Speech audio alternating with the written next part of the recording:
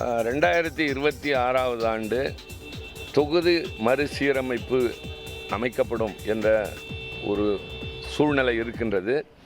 அப்படி ஒருவேளை அது அரசியல் சட்டத்தின்படி மக்கள் தொகையின் கணக்கெடுப்பில் நடத்தப்படுமேயானால் தென் மாநிலங்கள் மிக கடுமையாக பாதிக்கப்படும். உதாரணத்திற்கு தமிழ்நாட்டிலே 39 இடங்கள் என்பது 31ஆகவும், கேரளாவிலே 20 என்பது 12ஆகவும் குறைகிற அதே நேரத்தில் வடக்கே உத்தரப்பிரதேசம், பீகார், ராஜஸ்தான் போன்ற மாநிலங்களுக்கு மிக அதிக அளவில் எண்ணி பார்க்க முடியாத அளவிற்கு அவர்களுடைய எண்ணிக்கை நாடாளுமன்றத்தில் பிரதிநிதித்துவம் கூடும்.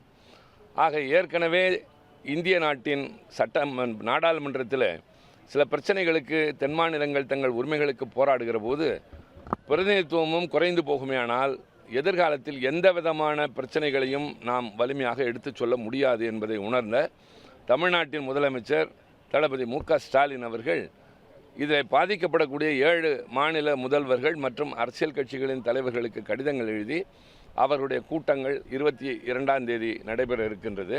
இதற்கிடையில் இது குறித்து பேச வேண்டும் என்று பலமுறை நாங்கள் நாடாளுமன்றத்திலே பல்வேறு விதிமுறைகளின் மேல் அனுமதி கேட்டிருந்தாலும் அது கிடைக்கவில்லை. இப்பொழுதும் கூட குறுகிய கால விவாதம், ஷார்ட் டியூரேஷன் டிஸ்கஷன் என்பதற்கு கொடுத்திருக்கின்றோம். அதற்காக காத்திருக்கிறோம். ஆக இன்றைக்கு மக்களவையிலும் மாநிலங்களவையிலும் இந்த மறுசீரமைப்பு இடஒதுக்கீட்டின் சீரமைப்பின் காரணமாக தொகுதி பங்கீடு நடைபெறுமையானால் தென் மாநிலங்கள் பாதிக்கப்படும் என்பதை வலியுறுத்தி 2 அவைகளிலும் திராவிட முன்னேற்ற கழகம் வெளிநடப்பு செய்தது. மாநிலங்களவையில் நம்மோடு ஆதரவாக மறுமலர்ச்சி திராவிட முன்னேற்ற கழகம், இந்திய கம்யூனிஸ்ட் கட்சி, மார்க்சிஸ்ட் கம்யூனிஸ்ட் கட்சி, ஆம் ஆத்மி கட்சி, சமாஜ்வாடி கட்சி, காங்கிரஸ் உள்ளிட்ட எல்லோரும் வெளிநடப்பு செய்தார்கள். உடனுக்குடன் செய்திகளை தெரிந்து கொள்ள சன் நியூஸ் பெல் ஐகானை கிளிக் பண்ணுங்க.